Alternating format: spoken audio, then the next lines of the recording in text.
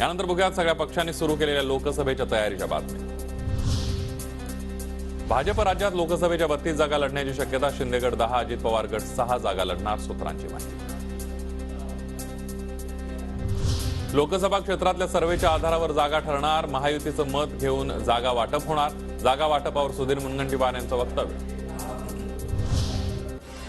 महाविकास आघाडीचा 80% जागा वाटपाचा निर्णय झाला। विजय वडेट्टीवारांची माहिती। पुढच्या बैठकीमध्ये जागा वाटपावर पूर्ण निर्णय होईल, असंही वक्तव्य।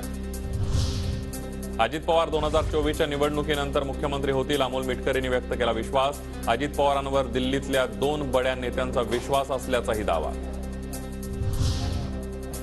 राज्यसभेवर वर्णी लागेल म्हणून देवरा गेले अशी चर्चा। मिलिंद देवरांसारखा माणूस शिंदेंना हवा होता। जयंत पाटलांची देवरांच्या प्रवेशानंतर प्रतिक्रिया।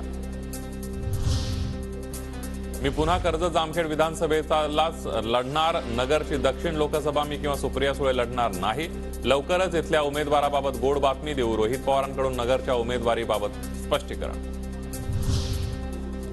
रामटेकमधील उमेदवार हा कमळ चिन्हावर लढलेला असावा। रामटेकमधील सर्व कार्यकर्त्यांच्या भावना। भाजपचे नागपूर ग्रामीण अध्यक्ष सुधाकर कोहळेंची प्रतिक्रिया।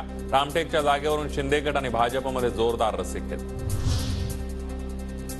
रत्नागिरी सिंधुदुर्ग लोकसभेवरून भाजप आणि शिवसेनेमध्ये रस्सीखेच। माजी खासदार निलेश राणेंच्या उमेदवारीसाठी भाजप कार्यकर्ते सक्रिय, तर लोकसभेसाठी शिवसेनेतून उदय सामंतांचे बंधू किरण सामंतही मैदानात।